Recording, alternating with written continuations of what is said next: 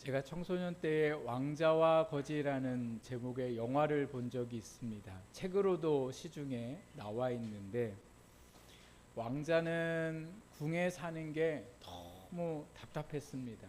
세상이 좀 궁금하고 세상으로 좀 나가고 싶은데 왕자의 신분이어서 세상에 나갈 수가 없었습니다. 그러던 어느 날 자기하고 똑같이 생긴 사람이 있다는 것을 알게 돼요. 그래서 신하에게 시켜서 그 사람을 궁으로 오게 합니다. 그래서 와 봤더니 정말 자기하고 똑같이 생겼는데 이 사람이 거지였어요. 거진데도 불구하고 말도 얼마나 잘하고 세상의 일들에 대해서 얼마나 재미있게 왕자한테 얘기를 해주는지, 왕자가 그 거지의 이야기를 들으니까 더 세상에 나가보고 싶은 거예요. 그래서 그 거지한테 제안합니다. 우리 며칠 동안 당신은 왕자로 나는 거지로, 그래서 우리 바꿔 살아봅시다. 그래가지고 거지가 그 얘기 들으니까 얼마나 좋아요. 맨날 밥 얻으러 먹으러 사람들한테 구걸을 해야 되는데 여기에 온갖 좋은 음식도 있고 따뜻한 곳에 있으니, 그래서 거지가 좋다고 해서 왕자는 거지 옷을 입고 밖으로 나가고, 그리고 거지는 왕자 옷을 입고 왕자의 행세를 했습니다. 왕자가 세상에 나와 보니까 너무 좋은 거예요. 볼 것도 많고 재밌는 일들도 너무 많은데, 안타까운 건 아버지 왕이 죽었다는 소식을 듣게 됩니다. 왕이 죽으면 이제 누가 왕이 돼요? 네, 왕자가 왕이 되어야 되니까 내가 여기에 있어서는 안 되겠구나라고 생각을 하고서는 왕위를 이어받으려고 왕궁회를 찾아갑니다. 그래서 막 문을 두드리고 왕자가 여기 왔으니까 문을 열어달라고 막 이렇게 애를 썼는데도 불구하고 그 왕궁을 지키는 사람들이 이 왕자의 이야기를 듣지를 않는 거예요. 내가 왕이 될 왕자로 아무리 얘기를 해도 그 병사들이 오히려 매를 때려가지고는 밖으로 내쫓고 다시 한 번만 오면은 죽을 줄 알라고 그렇게 경고를 받고서는 내쫓김을 당하게 됩니다. 왜 왕자가 자기가 왕자라고 얘기하는데도 불구하고 그 병사들이 믿지 않았을까요? 행색이 왕자 같지가 않고 뭐 같기 때문에요? 거지니까. 그러니까 왕자라고 믿을 수가 없었습니다. 다행히 거지가 왕이 되는데요, 왕이 되고 나니까 거지가 너무 힘든 거예요. 그래서 거지가 수소문을 해가지고 왕자가 어디 있는가 알게 돼가지고 왕자를 다시 데리고 와서 왕을 시키고 각자의 제자리를 찾게 되는 이야기입니다. 하나님께서 오늘 우리에게 주시는 말씀을 보면, 예수님께서 십자가에 돌아가시기 전에 유대인들에게 붙잡혀서 빌라도에게 재판을 받고 있는 지금 상황에 있는 말씀입니다. 빌라도가 예수님을 신문하고 어떤 선고를 내리느냐에 따라 예수님이 살 수도 있고 죽을 수도 있는 상황에 있습니다. 보통 사람들은 자신의 죄를 신문하고 판결하는 빌라도에게 어떻게든 잘 보이려고 하고 그의 비율을 맞추려고 애를 썼습니다.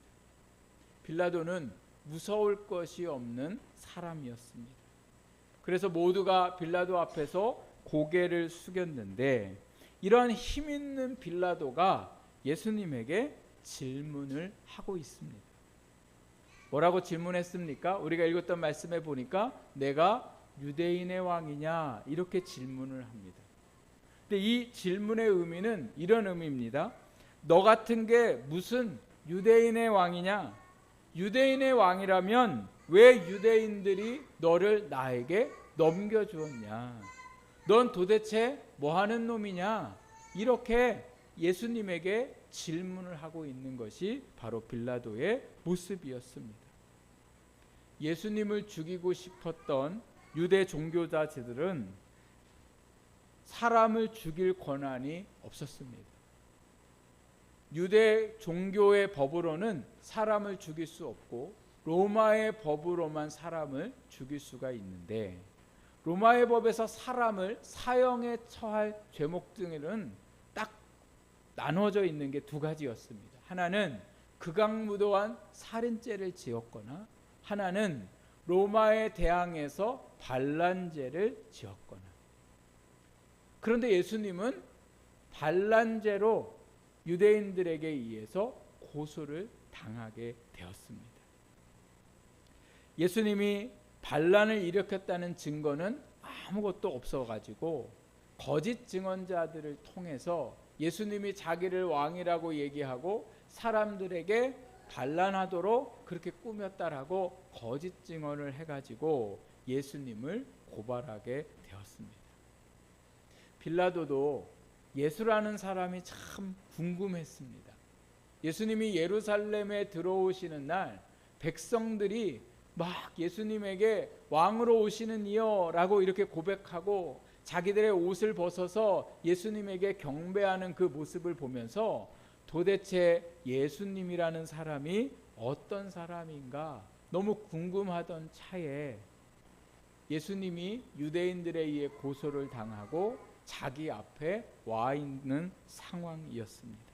근데 빌라도가 보니까요, 예수님이 왕같이 보이지를 않는 거예요.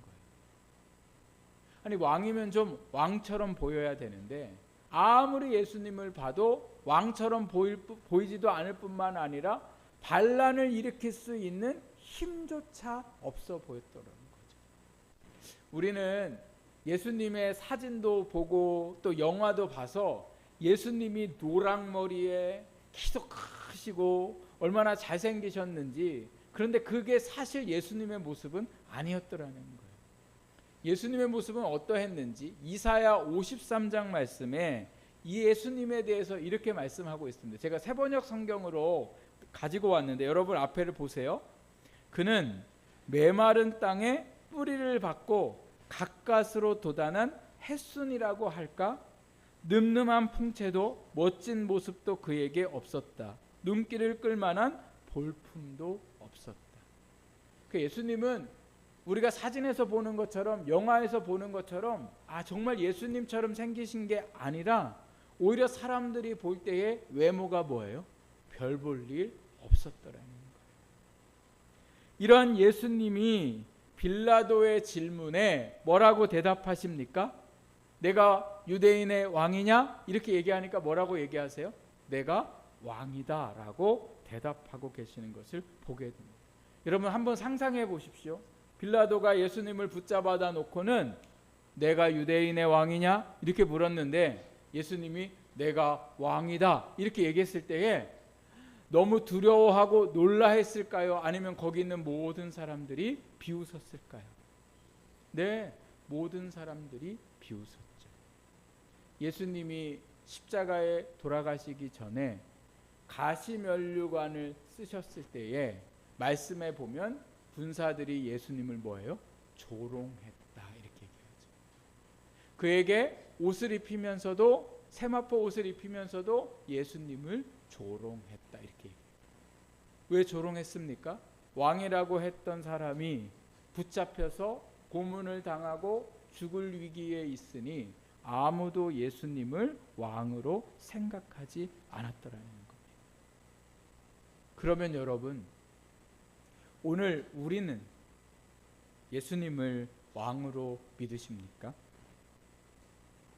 예수님에 관한 말씀은 복음서라는 제목이 붙어 있습니다. 마태가 쓴 복음서, 마가가 쓴 복음서, 누가가 쓴 복음서, 요한이 쓴 복음서입니다. 이 복음이라는 말은 기쁜 소식인데, 여러분 이 세상에 가장 기쁜 소식 중에 제일 기쁜 소식이 뭐냐?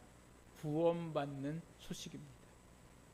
그 구원을 받았다는 것 자체가 가장 기쁜 소식인데, 예수님이 죄에 죽었던 우리를 그 죄에서 구원하신다는 그 소식, 그것이 가장 복된 복음이죠. 그러니까 예수님은 곧 뭐예요? 복음인 거죠. 그러니까 마태복음이라고 얘기하면 마태가 쓴 예수님의 구원의 이야기, 마가복음은 마가가 쓴 예수님의 구원의 이야기예요. 근데 이 네 사람이 예수님에 관하여 말씀을 기록했는데 해석한 목적들이 다 다릅니다. 마태는 예수님에 관해서 기록을 했는데 그 중심적인 생각이 뭐냐면 예수님은 유대인들이 기다렸던 구원자라는 사실, 그것을 이 마태복음에 전체적으로 녹여냈습니다. 그럼 마가복음의 마가는 예수님에 관하여 기록을 했는데 뭐를 중심으로 기록했냐면, 저희가 지난주 몇 주 동안 마가복음 말씀을 함께 나눴는데 그 말씀에 보면 예수님을 섬김의 종으로 기록하고 있었습니다. 그래서 예수님 자체도 뭐라고 말씀하셨어요? 내가 이 땅에 온 것은 섬김을 받으려 함이 아니라 도리어 뭐 하려고요? 섬기려 하고 많은 사람의 대속물로 나를 내어주기 위해서 이 땅에 오셨더라. 그래서 마가복음이 전하는 예수님은 섬기시는 예수님. 그럼 누가가 전하는 예수님은 어떤 예수님이냐? 가난한 자와 이방인들과 질병자와 여인들의 친구의 모습으로 예수님을 기록하고 있더라는 거예요. 그런데 요한은요, 예수님에 대해서 어떤 말씀을 기록하고 있냐면 예수님이 우리의 왕이심을 계속해서 기록을 하고 있습니다. 오늘 우리가 예수님을 고백할 때에 예수님은 나의 구원자이십니다. 예수님은 나의 치료자이십니다. 예수님은 나의 친구가 되어 주십니다. 이런 고백은 참 많이 합니다. 근데 무슨 고백을 잘 안 하냐면 예수님은 나의 왕이십니다. 이런 고백은 잘 안 하더라는 거예요. 왜 예수님은 나의 왕으로 고백하지 않을까? 예수님을 나의 왕으로 고백하려는 순간 무엇이 있기 때문에 그래요? 왕이신 예수님을 내가 어떻게 해야 되니까? 섬겨야 되니까. 신하는 왕을 뭐예요? 섬기는 거잖아요.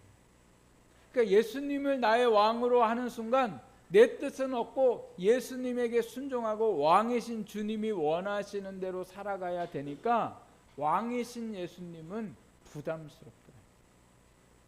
여러분 한번 생각해 보세요. 내가 평소에 예수님은 나의 구원자이신 예수님, 나의 반석이신 예수님, 그런데 나의 왕이신 예수님은 내가 얼마나 고백하고 살아가는지, 주님이 나를 다스려 주시고 주님이 삶의 역사하시고 내게 원하시는 대로 살아가고자 하는 것이 내게 많은지, 아니면 나를 치료해 주시고 내가 필요한 것에서 도움을 주시고 내 소원을 이루어 주시기를 원하는 그 고백이 많은지.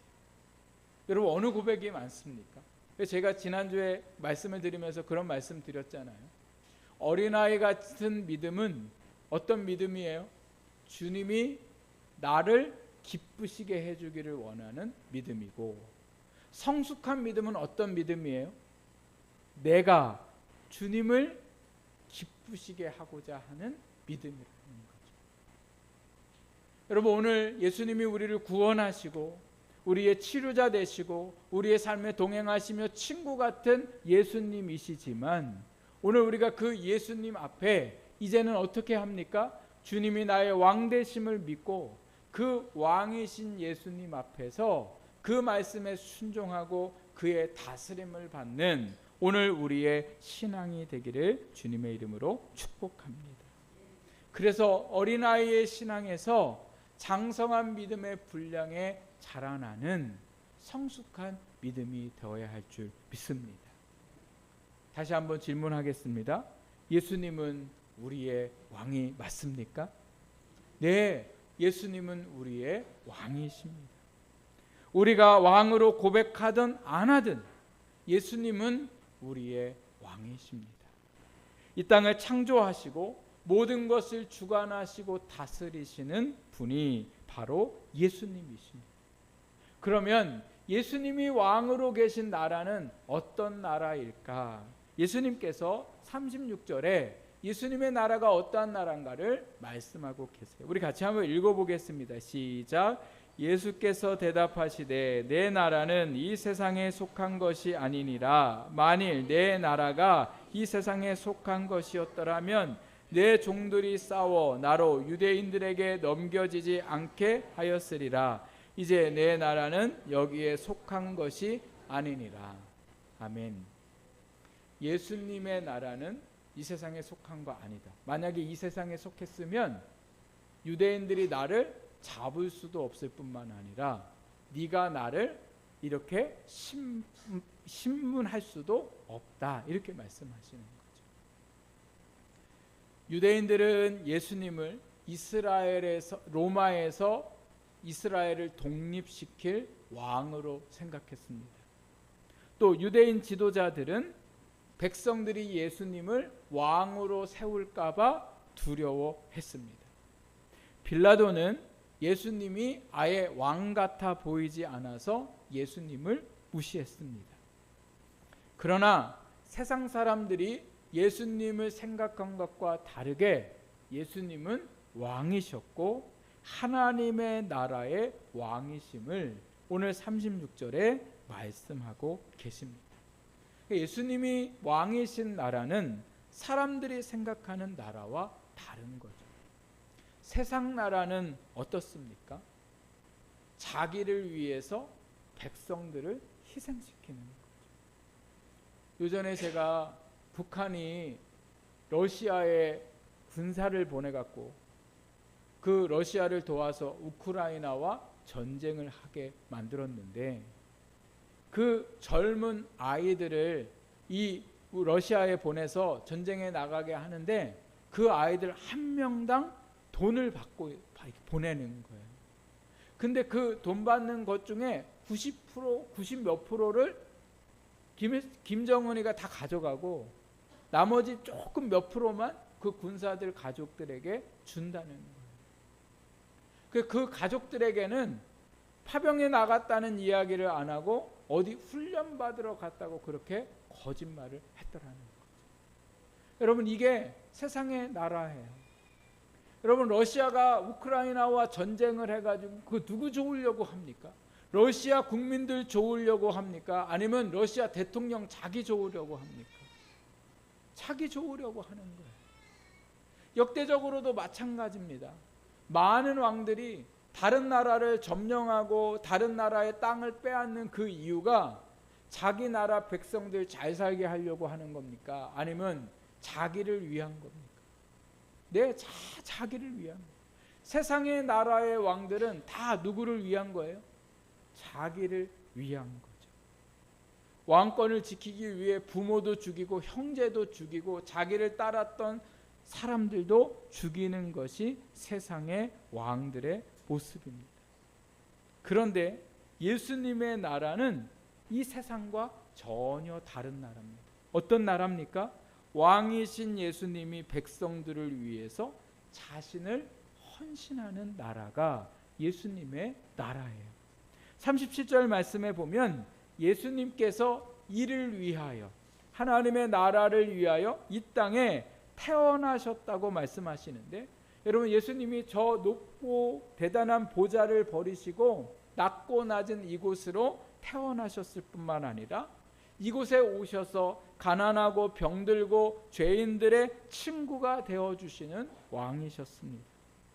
죄인들을 위해 자기 목숨을 십자가에 내놓는 왕이요, 그것이 바로 하나님의 나라였습니다. 하나님의 나라는 이상한 나라예요. 마태복음 말씀에 보니까 가난한 자가 복이 있는 나라, 핍박받는 자가 복이 있는 나라. 예수님이 말씀하시는 그 나라는 오늘 우리가 생각하는 나라가 아닙니다. 예수님이 말씀하시는 나라는 세상 문제에 우겨쌈을 당하여도 쌓이지 않는 나라이고, 왼뺨을 맞으면 오른뺨을 돌려대는 이상한 나라입니다. 오리를 가자고 하면 십리를 가고 겉옷을 벗어달라고 하면 속옷까지 벗어주는 나라입니다. 이 세상에 존재하지 않는 하나님의 나라, 사랑의 나라입니다. 소망과 기쁨이 넘치는 나라요, 두려움이 없고 담대하게 살아갈 수 있는 나라가 바로 예수님이 말씀하시는 나라입니다. 그 나라는 우리가 이 땅을 떠나서 가는 하나님의 나라이기도 하면서 또한 그 하나님의 나라가 오늘 우리가 이 땅을 사는 동안 우리 가운데에 만들어져 있고 우리가 그 안에서 살 수 있는 나라가 되었습니다. 예수님은 하나님의 나라를 전파하기 위해서 이 땅에 오셨습니다. 그래서 37절 말씀에 보면 진리에 대하여 증언하려고 오셨다 이렇게 말씀하고 계세요. 빌라도가 물어봐요. 진리가 무엇이냐? 여러분, 진리는 무엇입니까? 제가 예전에 요한복음 말씀을 함께 나누면서 말씀드렸어요. 진리는 곧 누구세요? 예수님. 예수님이 진리가 어떻게 되십니까? 예수님을 믿어야 뭐가 있기 때문에요? 구원을 받기 때문에.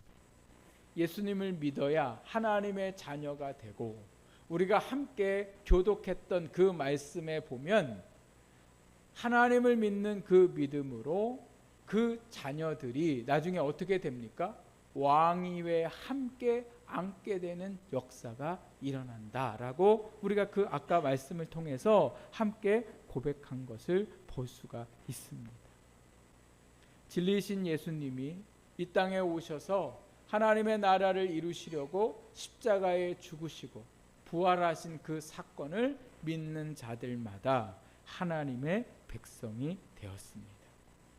그래서 예수님이 다스리시는 나라는 주님의 역사와 능력만이 존재하는 나라입니다.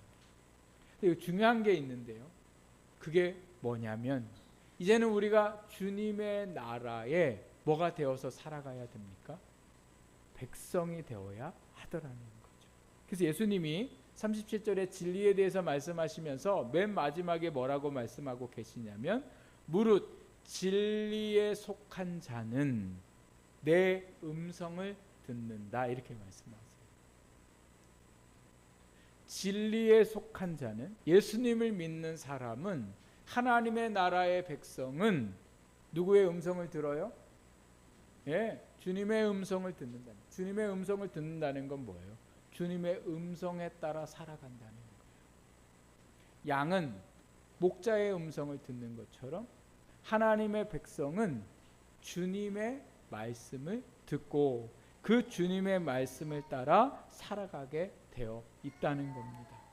내가 아무리 구원을 받고 믿는다고 말해도 구원하신 주님의 말씀을 따라 살지 않는다면, 그리고 내 마음대로 살아간다면 그 사람은 주님의 백성이 아닙니다. 나는 주님의 백성이라고 얘기하는데 내가 주님의 말씀에 따라 살지 않으면 그 사람은 주님의 백성이 아니라는 거예요. 누가 왕이신 주님의 백성입니까? 주님의 말씀을 듣는 사람. 기꺼이 주님의 말씀에 내가 뭐예요? 순종하고자 하는 사람.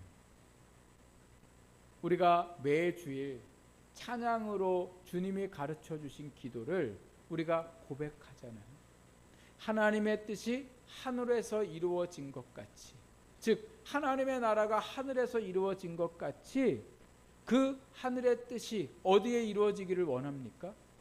네, 이 땅에 이루어지기를 원하는 거죠. 이 땅에 하나님의 뜻이 이루어지기를 원한다는 건 이 땅에도 하나님의 나라가 뭐 하기를 원해요? 임하기를 원한다는 거예요. 그 임하기를 원한다는 건 우리가 하나님의 뜻대로 뭐예요? 살아가기를 원해요. 하나님의 다스림이 내 삶에 있기를 원한다는 거예요. 여러분, 정말 주님이 내 삶을 다스리기를 원하십니까? 내 돈을 다스리기를 원하십니까? 아멘이 좀 작아지셨어요. 내 시간과 내 건강과 내가 내 원하는 대로 살아가는 게 아니라 주님이 정말 내 모든 시간과 삶과 내 물질과 내 자녀와 내 삶의 모든 전부를 다스려 주기를 원하시냐는 거예요. 그러면 어떻게 해요? 주님께 내 삶을 내어 드려야 되는 거죠.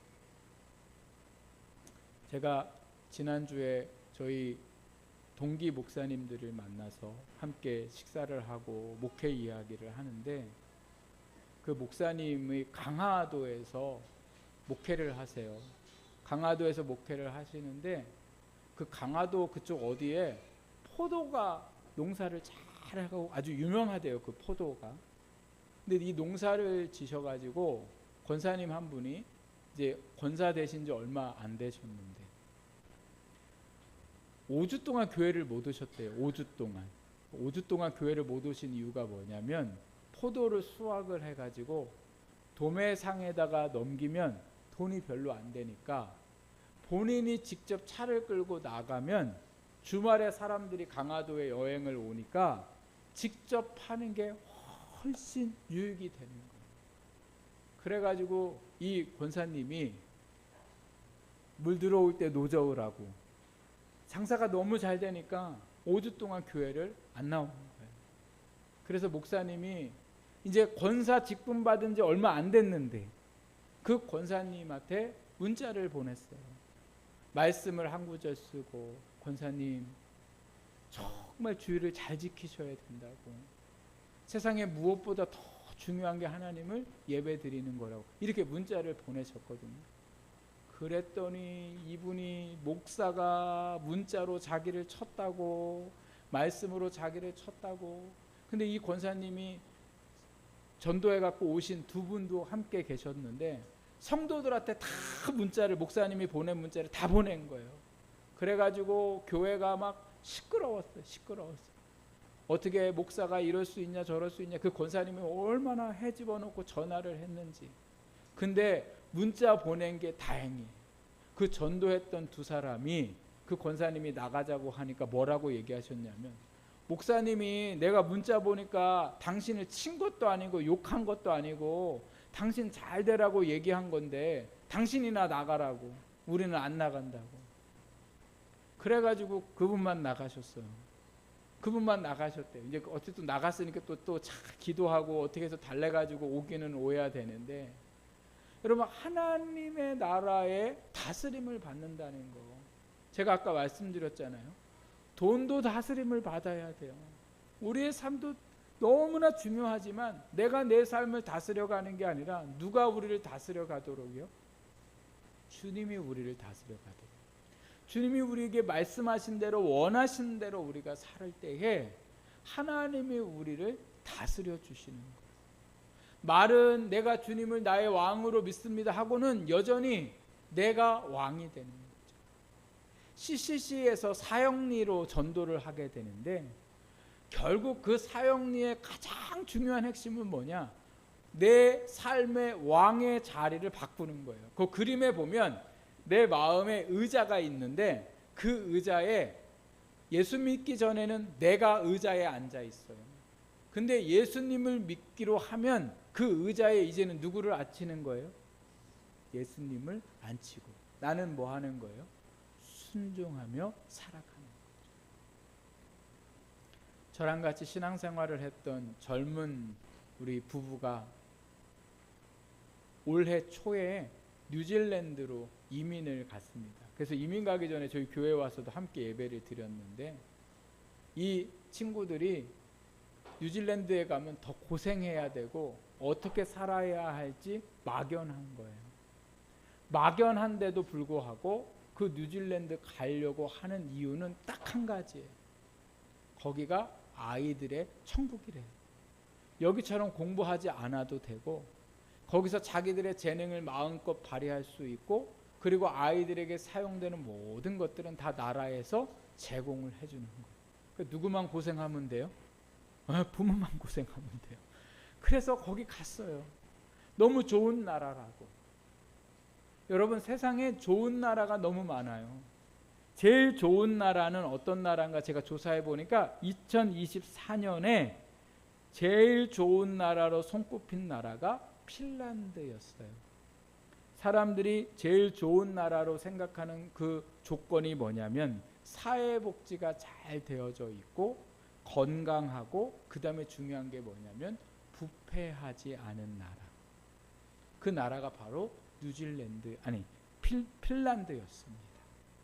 여러분 세상에 좋은 나라 많아요. 그러나 아무리 그 좋은 나라가 아이들에게 천국이고 그 좋은 나라가 행복지수가 높아도 세상의 나라는 다 뭐예요? 고통이에요. 오늘 우리에게 가장 가장 좋은 나라는 하나님의 나라인 줄 믿습니다. 그 하나님의 나라는 우리가 죽어서 가는 나라이기도 하지만 우리가 예수님의 그 말씀에, 우리의 왕이신 주님의 말씀에 순종하고 순복하고 나아갈 때에 이 땅에서 그 하나님의 좋은 나라를 경험하게 될 줄 믿습니다. 그래서 하나님의 백성으로 우리가 주님의 말씀에 순종하고 그 주 뜻대로 살아가고자 할 때에 우리가 주님의 다스림을 받고 주님과 같이 이 세상에 왕노릇하며 살아가는 놀라운 역사가 일어나게 될 줄 믿습니다. 한국 최초의 목사로 안수받은 김창식 목사님이 계십니다. 이 목사님은 예수 믿기 전에 머슴 출신이셨어요.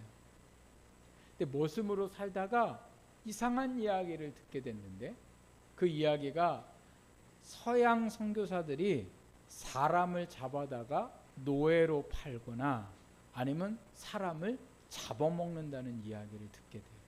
그래서 도대체 진짠가 아닌가, 이분이 조사를 하기 위해서 서양 선교사 집에 머슴으로 들어가요. 머슴으로 들어가서 선교사님이 없을 때 안방도 뒤지고 다 뒤졌는데 사람을 팔았던 흔적도 없고 잡아먹었던 흔적도 없고, 오히려 머슴인 자기를 얼마나 주인이 잘 섬겨주고 존대해주고 귀하게 여겨지는지, 그동안 자기가 머슴으로 살면서 다른 조선 사람들에게는 한 번도 받아보지 못한 대우를 그 선교사님이 해주게 돼요. 근데 그러던 어느 날 안방에 뭐가 있는가 들어갔다가 뭐를 보게 되냐면 마태복음 5장 말씀을 보게 돼요. 그 마태복음 5장 말씀에 나오는 말씀이 뭐냐면 가난한 자가 복이 있다, 이렇게 말씀하고 있어요. 핍박받는 자가 복이 있다. 너무 충격받았어요. 도대체 예수님이 어떤 사람인지, 도대체 예수님의 나라가 어떤 나라인지, 세상에 가난이 복이 있다는 게 이게 말이 되냐, 난 이런 나라에 살기 싫다. 그래서 선교사님한테 물어봤어요. 도대체 이런 복이 어디 있냐, 나는 가난이 저주고 이 가난의 저주 때문에 지금까지 힘들게 살아왔는데 어떻게 가난이 복이 될 수 있냐. 선교사님과 함께 말씀 공부를 하고 예수님을 받아들이니까 가난이 복임을 깨달았어요. 그래서 본인이 목사가 되겠다고 결심을 하고 교육을 받고 한국교회 최초로 목사 안수를 받으셨는데, 이 목사님 별명이 뭐냐? 머슴 바울이세요. 48개의 교회를 개척하셨고 125교회를 돌보시는 일들을 감당하시다가 하나님의 부르심을 받게 되었습니다. 평생 돈 모으려 살았던 머슴이 하나님의 나라를 경험하고 주님이 원하시는 삶을 살아서 수많은 사람들에게 진리이신 예수 그리스도를 증거하고 교회를 세우고 하나님의 나라를 세우는 놀라운 삶을 살다가 돌아가셨습니다. 사랑하는 여러분, 오늘 우리가 예수님을 나의 왕으로, 그리고 주님이 나를 다스리시는 그 삶을 살기를 날마다 고백하고 그 가운데 살아가시기를 주님의 이름으로 축복합니다.